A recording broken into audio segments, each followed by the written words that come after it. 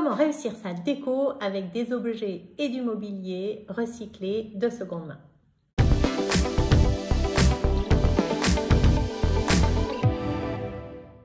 Salut les designers de bonheur. Un des premiers chapitres de Décorer autrement, ça va vraiment être de s'équiper en mobilier et en accessoires différemment, c'est-à-dire en optant pour du mobilier recyclé, en optant pour du mobilier de seconde main. Et c'est clair qu'en tant que décoratrice d'intérieur, j'assiste vraiment à une transformation notable. On ne peut plus faire autrement que de décorer différemment. Changer ses habitudes. Alors, c'est jamais sympa de changer ses habitudes, mais on le voit, on fait des efforts tous sur plein de sujets différents. Mais c'est vrai que la déco en fait partie. Donc l'adoption de produits de seconde main, ça devient vraiment une tendance incontournable et je suis hyper contente parce que ça prouve que ça y est, ça rentre vraiment dans les esprits et qu'on prend le bon chemin en tous les cas en termes de design d'intérieur.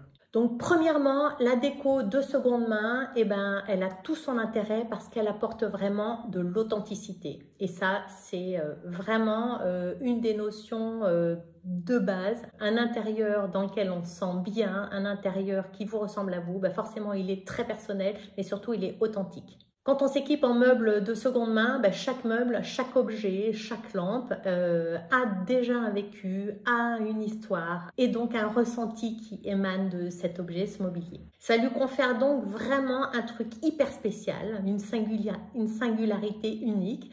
Et ça, quand on arrive ensuite à mixer différentes pièces authentiques, on arrive à quelque chose d'ultra personnel. Donc là, on va être très loin de l'uniformité des produits qui sont justement produits en masse et qu'on retrouve un petit peu partout.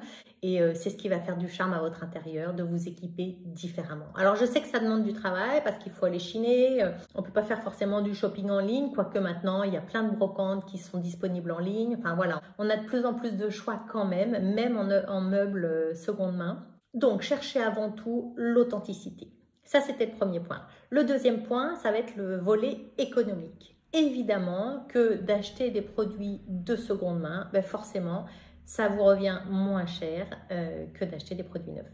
Donc, chiner va vous permettre de dénicher des pièces vraiment de grande qualité à des prix carrément abordables. Et ça, vous ne l'aurez pas dans le commerce classique.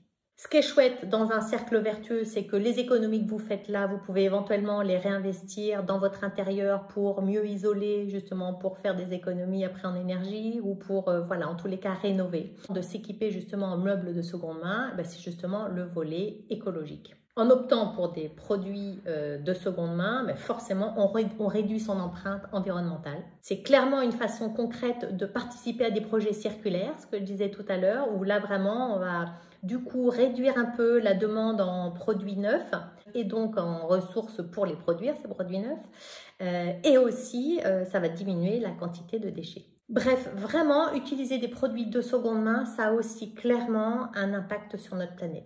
La seconde main, c'est pas seulement une tendance, c'est vraiment une philosophie de vie qu'on va tous être plus ou moins obligés d'adopter. Donc, autant le faire en se régalant, à chiner à droite, à gauche, et sur les plateformes en ligne, entre les plateformes des bons coins, des marketplaces, tout ça, où on trouve finalement plein de produits qui ont déjà servi, mais voilà, qui peuvent resservir chez vous. Pensez notre consommation autrement. Ça demande des efforts, je vous l'accorde, c'est jamais évident de prendre de nouvelles habitudes, mais vraiment ça vaut le coup et franchement vous allez y gagner en authenticité dans votre intérieur. Et ça, je pense que c'est le pilier finalement de toute déco, c'est d'avoir quelque chose qui vous ressemble et qui est unique. C'est une invitation à repenser notre rapport à la consommation, à valoriser l'existant plutôt que le neuf, à prendre soin de notre environnement, à valoriser l'artisanat, tout en créant des intérieurs uniques, hyper personnalisés et beaux. Alors franchement, c'est pas un peu la formule magique ça ? Choisir le seconde main, c'est choisir l'authenticité, l'économie durable, l'écologie. C'est opter pour un futur un peu plus durable, sans compromis sur l'esthétique. Et ça, c'est quand même un peu la base aussi de notre métier, de faire que les choses dans lesquelles vous êtes, vous vous sentiez bien et que ce soit joli à l'œil. Et il y a aussi une étude qui est parue lors du dernier salon Maison et Objets, je crois de 2023, où justement ils ont posé pas mal de questions sur les nouveaux modes de consommation des gens autour des métiers de la décoration. Et franchement, je crois on est passé de 40% à 60% de gens qui pensent que c'est important de mettre des objets recyclés, des objets de seconde main dans leurs intérieurs. Donc on est sur la bonne tendance, on tient le bon bout. N'hésitez pas à me communiquer vos idées, vos envies. Si vous avez envie que je fasse des vidéos spécifiques sur tel ou tel sujet, mettez-le moi aussi en commentaire. Je vous mets en lien le blog. Vous avez un petit cadeau qui est offert quand vous allez sur mon blog. Il y a un petit bonus à télécharger. N'hésitez pas à le faire. Je vous remercie pour votre attention. Likez, commentez, abonnez-vous à notre chaîne. Ça nous fait vraiment plaisir de voir qu'on a du monde qui nous suit. Je vous remercie. Je vous dis à la semaine prochaine. Ciao, ciao.